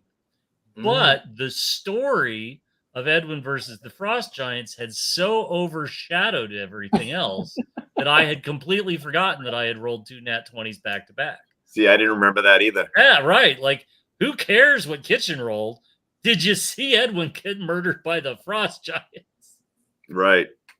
That's And too that's funny. what makes this game great is we're creating our own stories every time we play. Yes. I mean, Right. the campaigns I run now for my group, we have a Facebook page, and I do session reports where I write down what happened. Well, this time I play with a bunch of veteran players. I wanted them to get more involved in the setting. I said, okay, here's what we're going to do. If you write a session report in character, I will give you an experience point bump, a magic item, or whatever. You know, thinking, okay, they'll you know, whatever, they'll do it. Oh my God, they got so into this. Especially my brother. If you know my brother, his stuff, and it's hilarious because my favorite one was when 3 different characters wrote about the same adventure, and it was 3 totally different viewpoints. It was like Rashomon. I mean, like, you know, their character was the hero every time, and the other guys did nothing. And then the next guy, same thing, except he got his with the hero. And it was great because it's like this whole, like, you know, like James was talking about the monomyth. It's this whole legend is springing up around these characters, and you don't have that kind of experience in any other game. You know, even video games, you don't do that because video games, you either have the games where you can run it one time and, you know, and you run it through it. It's a really good story like Last of Us or Red Dead Redemption, great story. But when you're through with it, you're like, do I really want to go back and do it? Or you have the games that like Halo where it's the same thing over and over and over and just grinding. D&D and games like this are totally different. That you're creating your own story while you're sitting at the table. That's what makes them so universal and so unique, and that's why I think they'll survive past all the old fucks here on this, you know, on the screen right now. When we're gone, they'll still be playing this. They'll still be playing. And I think there's a good point. Joseph Campbell's great work with the PBS series, The Power of Myth, talks about all of this stuff, and I really, really, really wish that more people would go and read that book or go watch the series, because a lot of what we take away from great storytelling and the great and capturing these events during a game, that's really underpinned by everything that's in The Power of Myth. Because what we are is we are creating these stories, we are creating these experiences, these shared experiences. Right. We tell other people about them. Collaboration, archetypes. Yes. Mm-hmm. Yes, all of that. And we are all pained at, you know, do we really need another fantasy elf, dwarf, orc, kobold? I mean, yes, we've seen it done so many times. But the other point, and I think Mike really hits this really well, is we've also been doing this for 40 years, right? For 44 years, 45 years, however long. And so, yes, we're numb to it, right? But these teenagers that are coming into it now, you call it cops and robbers, Jeff. I call it kill monsters, get treasure. Kill monsters, get treasure, right? Because they go through an evolution where they start off and they're killing all the monsters, and they're getting all the treasure, and all they're doing is killing the monsters and getting the treasure. But then as their play style and their play experience and their GM gets more experience and things develop, and they get their eyes opened up to the possibilities that what you can do in a role-playing game, things get better, things get more elaborate, things get more complicated, things become more, lack of a better word, more adult. More sophisticated. Yeah, sophisticated. So, we've got a question, Jeff. Any word on whether Hyperborea will be on Foundry or Fantasy Grounds? Yeah, I do have a gentleman who's working on a Foundry version, but he's done a lot of work on it so far. I personally haven't been able to give it the attention that it deserves yet, but I plan to do that in the near future. But he has made a lot of progress, and it's definitely something we're going to go forward with at some point. I'm hoping that it's something that we could do this summer, if not maybe by the fall. But it is something that's in progress. Very cool. Feel like that's something that? Do you feel like? I mean, were you sort of convinced to do this, or was there? Did you see the need and were like, oh, I really need to move into this and get this done? Yeah, it was like At first, I was reluctant to do it. I wasn't Hesitant. I'm That's not the word really- you should use. Hesitant. yeah,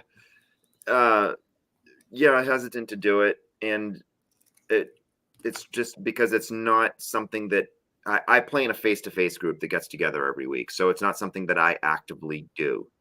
Okay, but I Quit hear showing more off. from people that play, using one of these formats, and that they really enjoy it. So when you hear it enough times from enough different people, then you start to wonder, that you start to question your own opinion on such things. So I decided it would be a cool idea to pursue it. And I was going to ask this earlier, but this is a good segue. This seems to be something. It seems to be something the younger kids these days do. No. Because I just have never. Really? I Holy know. crap. But Joe the Warrior's in tonight, and I'm in his AD&D group every other Tuesday. And our youngest player is in his 40s. I think we're mostly mid to upper 50s. We're a bunch, but it's roll 20. So I mean, we don't use all the bells and whistles. So Jeff, if I remember correctly, you have a daughter. Does she play? No, none of my kids play right now. It's okay. My daughter was interested in when she was younger, but not so much now. Now she's 17. Yes, my son was in for a while and then was out, and now is starting to possibly flirt with coming back in. Okay, that's Okay. good. Yeah, walked away for a while and is now like, wow, you got a lot of that stuff, don't you? Yeah. Yeah, Oh. I'll inherit it at some point. Maybe I need to learn how to use it. Maybe. I was so excited. My grandkids wanted to play D&D, and so we played for years. We used Swords of Wizardry Light, and now they found video games. They found chicks. They found anime. I mean, the granddaughter loves to go to Ren fairs. So they all have their certain kind of interests, and you know. But I do have some hope, because my 20-year-old grandson's coming back into town for the convention. And he goes, "Pop, I really want to get in some games." I'm like, "Really?" I know a guy. I know a guy, kid. Yeah, I mean, he knows. He knows what goes on at the convention. So I'm like, "Well, we can get you, if you want to play. We can get you in a game." So I'm hoping, though, it's one of those things where they go off, they do things, and they come back and like, "Oh yeah, we used to love playing D&D." And I think that's important to give kids a really good experience with role playing games when they start out. Look. It's a wonder I stuck with role-playing games. My experiences with other people running games were awful in the 70s, because nobody knew how to run games. You had a lot of war gamer guys that thought they would try to run this game D&D, and they were horrible DMs. Horrible. They tried to run it like a war game. And we stuck with it because it was so cool. We wanted to play it really, really bad. But nowadays, kids have so many other things they can do that if they get in a bad game and like, D&D sucks, and they move on. That's why I'm not a huge fan. Obviously, I'm not a big fan of WotC and they do, but one of the best things they've done the last few years was license out Baldur's Gate, and somebody made a really good version of Baldur's Gate, a video game. Yeah. And now you have a lot of people that came into the hobby. They'll be able to point back to Baldur's Gate and say, "Hey, that I played that video game, it was awesome."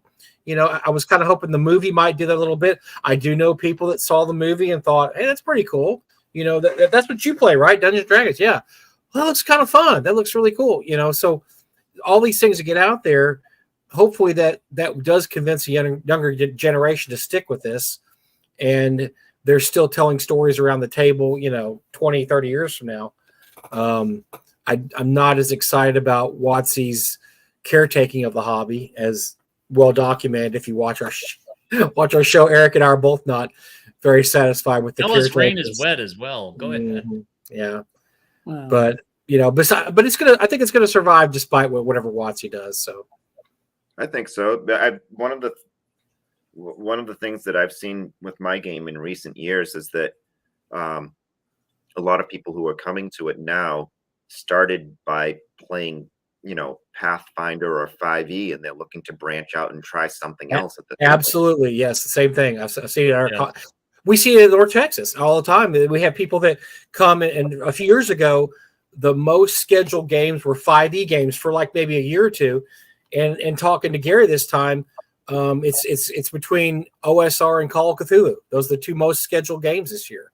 So, there's still 5e games, but they had kind of a peak, and now people that played 5e, they want to try OSR style games. As very famously was told to me, a kid that came in wanted to play 5e and 1e. I asked him, well, you're a 5e guy. Why are you playing 1e? Well, I want to try D&D on the hard level, because to him 5e was the easy level. And it was cool though that he was trying different things.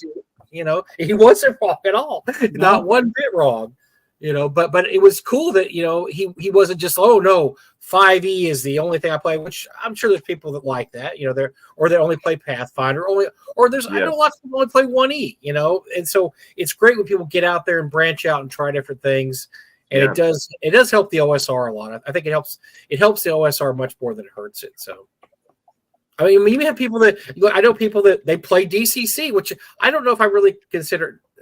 I guess we could do a quick poll. Does everybody here consider DCC an OSR game, or is it's OSR adjacent? I would say it's OSR. Okay, I like that in style, if not mechanics.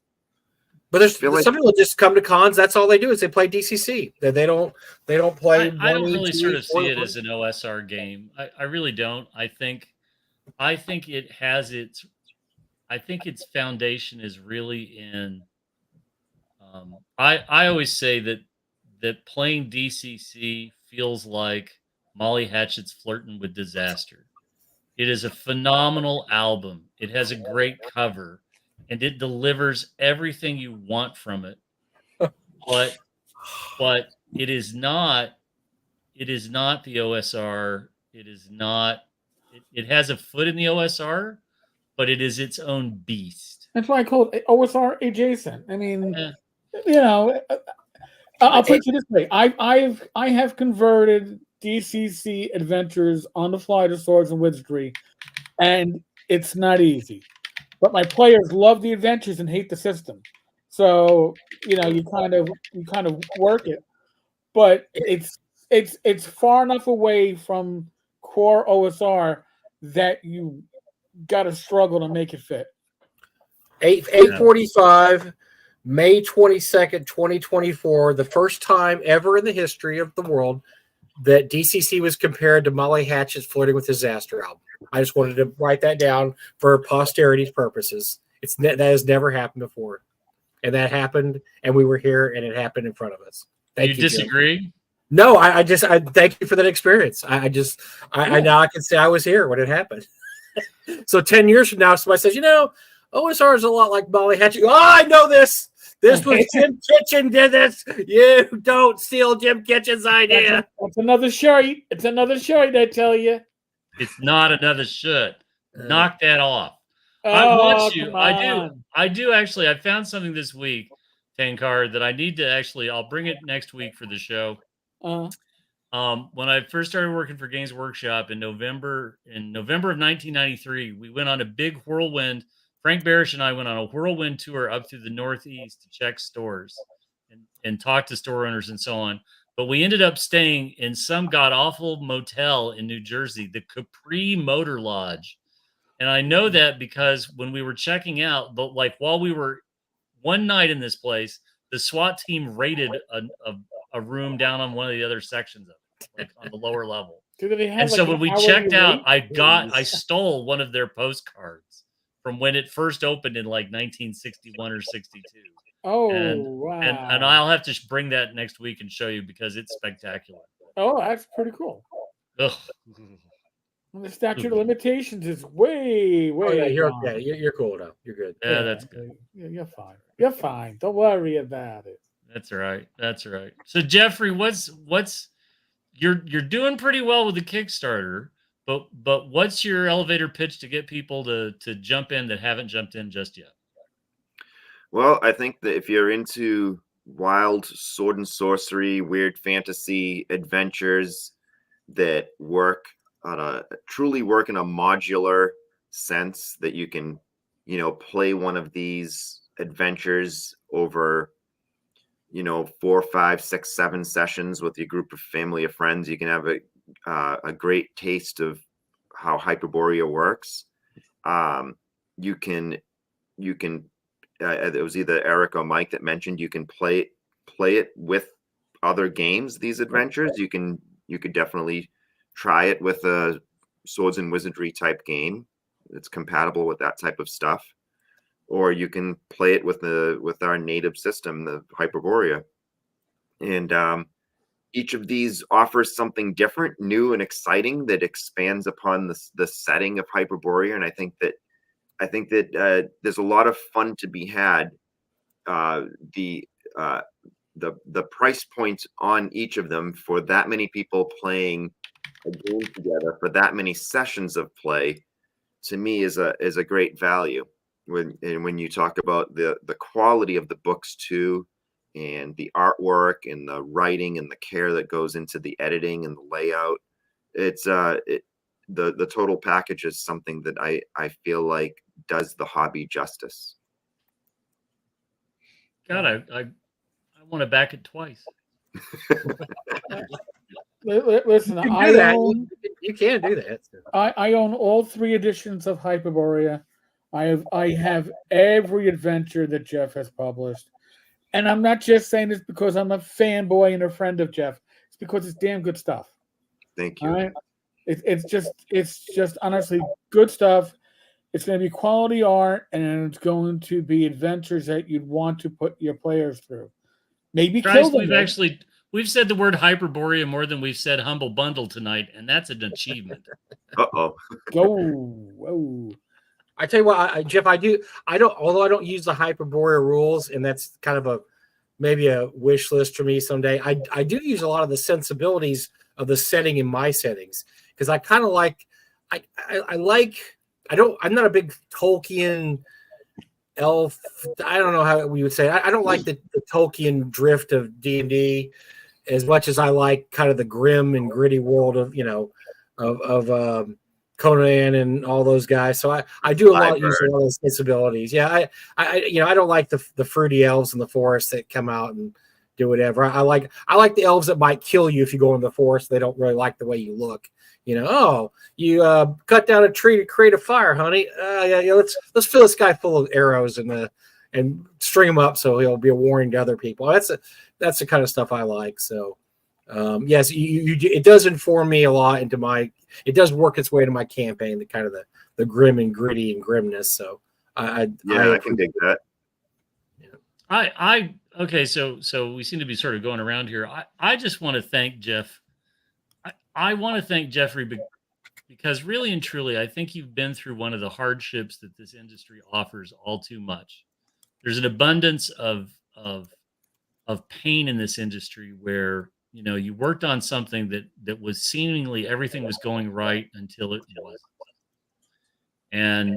and a lot of people get mired down in those kinds of situations where they can never really sort of pick themselves up and dust themselves off and move forward. And after the debacle of, oh, by the way, I want all of this out of print by the end of the month, and you don't have the right to publish this anymore, and any future projects and work you were working on stops now, and neener, I'm taking my toys to go sit on a couch and talk to the cats. You really managed to come out of that experience and say, right, I'm going to tack into the wind, and I'm going to do something extraordinary. And I don't think, you've certainly never intimated that that's what you did, but it is in fact what you took the action to do. And I was talking earlier about how we passively consume art, and it's such a bigger struggle. This is why painting miniature figures. I love to paint miniature figures, but I'm no better at it now than I was 40 years ago, 30 years ago. But I'm mildly better. But my point is that it's really easy to tear apart something or talk down to something or let something sort of drag you down. But you have blazed this great path forward with a product that has found critical success, financial success. It's beloved. It grows by word of mouth. It's not as big as some, but it has never once relinquish the high ground of standards and quality. And so I think we have to laud you for that. We have to praise you Thank for that. you. We have to throw our support behind you for that, because you're the kind of example that we should hold up to other people and say, you can stay true to your vision, and you can see this vision through, and this vision will succeed. There are Kickstarters that desperately wish they had your success in a campaign where you are right now. There are Kickstarters that were going to be written as soon as it was funded, and by the way, it's massive and it's going to be amazing, and it's going to be huge. And I haven't written any of it down yet, and I can't understand why my Kickstarter failed. Right. You said the words at the start of the show that were perfect, which is, it's written, it's done, it's been through editing, we're working on layout, but it's finished. And and God bless you. Your Kickstarters are always a high water mark. They're not a low water mark. And that's you. because of your hand on this, Jeff. And hats off to you. Thanks, man. Because I really do appreciate the people that support it. And I feel like if they're going to plop down their hard-earned dollars on something that I'm overseeing the creation of, that I need to give my best effort to that. And, getting back to what you were talking about before that, when I was making the game, I never really envisioned that it would be a big success. When I came off of the Castle Zagyg stuff, and I was basically given my walking papers for that, I started to put this game together as a sort of screw you to everyone, and I'm going to make the game that I want to play with my beer drinking buddies, and I'll publish it, and if some people here and there want to buy it, great. And I'm just going to have a lot of fun doing it, and I'm going to stay true to my own vision with it. And lo and behold, there were a lot more people who were interested in that sort of game style and play and setting than I had previously imagined. So it's been a pleasant surprise for me that I was able to push this to where it is today and still be doing it. I wanted to tell one quick story on Jeff. Jeff is an unbelievably decent human being. Like, we can say that over and over again. But deeds are a lot more than words. And so a few years ago, Jeff was kind enough to donate the Hyperborea, the number 150, to the charity auction at GaryCon, right?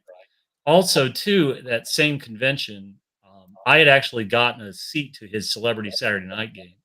And so the fellow who won, I gave my ticket to. Yeah. And he's turned into the greatest Hyperborea. Yeah, Nathan. Yeah, Nathan's an amazing guy. I mean, he's proselytized Hyperborea to a level that he had a great time in the game. He had a great time at the auction. And I embarrassed Jeff mightily in front of everybody in the bar when I first got to GaryCon, because I gave Jeff the only thing you could possibly give the man who has everything else. He has success, he has fame, he has glory, he has accolades. And so I made sure to give Jeff, and I hope you still have it and use it. I do. I wish I had it Jeff, here. Do I have it here? It's somewhere around here. here. I gave Jeff a bottle opener it's a bottle opener of the two snakes, the symbol from Conan. Bill one. That's right. And really and truly, like, Jeff's always been there for charity auctions. Jeff's always been there for these kinds of things. And a big thank you for that, Jeff. And Jeff, so before we let you go, real quick, North Texas in 2 weeks. We're going to get to see in person. Yeah. It's going to be awesome. We'll all be there. What are you going to be running? What are you planning to run for us at North Texas? A special guest, Jeff Talanian. It's so funny because I was trying to go through like stuff that I first published for Hyperborea, trying to make a list of when things were published. The first adventure that I published long before the game was actually published was in the pages of Knockspell magazine, by Matt Yeah, Finch. yeah. And so I was going through that old magazine, and then I started to look at some fight-ons and stuff like that. I don't know if you guys remember that fight-on mag. Yes. And I bumped into an adventure that I thought was really cool, and it's called The Blocks of Quacks, and it's this this weird adventure that, and apparently the fellow who wrote it, Tony Roston, he he got a lot of accolades for it. It was voted the best adventure for some type of award that Mentor was a judge on it, and I don't remember who else. I remember reading about the little blurb, but I read this adventure and I thought, I want to run this. So I just decided I'm just going to adapt it to Hyperborea. It's so easy to do the way it's written, because as you know, Eric was saying earlier, all these games are basically cousins of each other. They're all so similar. It's so easy to adapt anything.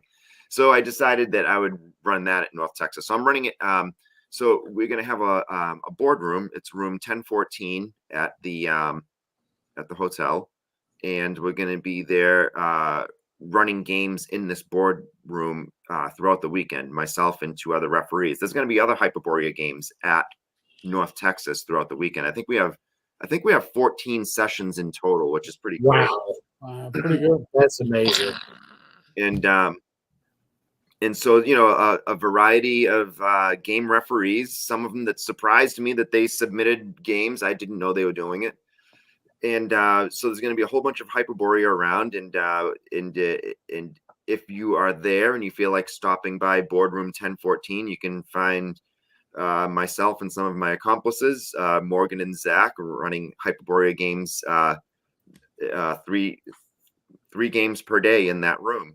And then on Sunday, we're going to have the Hyperborea Open, which is basically a sort of drop-in event that we're going to have a whole bunch of referees. It's going to be sort of like, I'm going to start it off. I'm going to start running this sort of dungeon adventure and have about 12 or 15 players, whatever it is, all in that boardroom. And I'll run for about an hour, and then I'll pass the baton to another player, and I'll grab a character sheet, and someone else will run. And anyone's welcome to go if we have if there's still room in the room, enough seats. And it's gonna be a fun way to end the con. Mm-hmm. Nice, a lot of fun. Well, listen, Jeff, thank you so much. I'm looking forward to again. Jeff and I, it's great because we go to a lot of the same conventions, so I really do get to enjoy my Jeff. That sounds really bad. That sounded. Yes, it did. Thank you to. God, I hope Jeff's wife is listening to this. Nice. Yeah, Rachel's on the other side of the floor, so she didn't hear anything. But my once a week work spouse heard it. So Mike, just pretend you didn't hear it. No. Okay. Thanks to Jim, of course, or Jeff, or Jim. Both, both together. Yeah. That guy. Jeff Talanian, Jim Talanian, Jeff Kitchen, Jim Kitchen. We kind of meld them together like an OSR game. You can do that. Why not? Next, I'll shake my head. I am Talanian. Oh, I would thank Bad Mike, but he already knows.